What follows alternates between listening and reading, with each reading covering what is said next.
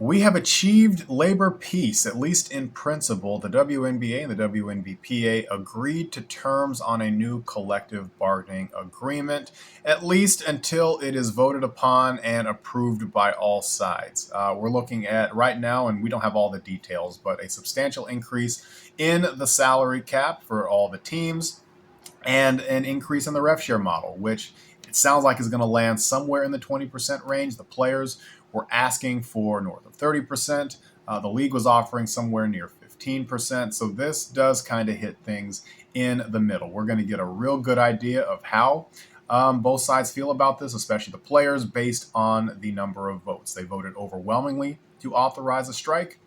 If we see similar numbers as it relates to this new agreement, then we know that the players feel like they got what they wanted, or at least something very close to what they wanted. So that's great. Season's going to start on time. Nothing's going to be missed. Things will be condensed for the rest of the offseason, but everything is going to start as scheduled.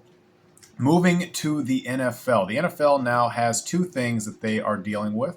A new executive director in the NFLPA in JC Tretter. Now, if you were following anything that I had talked about or anything that had been talked about in the broader scope of things, over the last year, JC Tretter resigned in the midst of a scandal involving the NFLPA and then executive director Lloyd Howell. So it is a little bit surprising that JC Tretter is now the executive director leading the NFLPA in some really consequential times.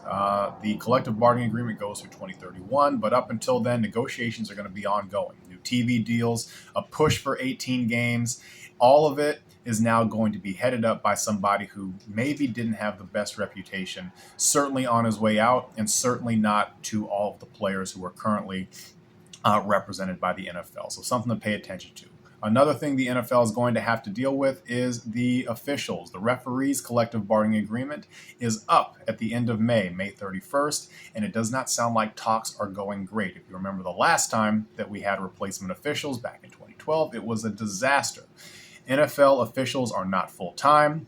They are paid well, but the push for full-time officials would certainly improve a lot of aspects of the game, and it is something that the officials have been asking for to get more commitments to allow for them to do their job. So a lot of stuff happening. Baseball's collective bargaining agreement is up at the end of the year. I told you 2026 is going to be a year for all of this, so we are just going to have to see. But the big news, the WNBA will forge forward. We get something to look forward to. So yeah, as always, like, subscribe, and engage.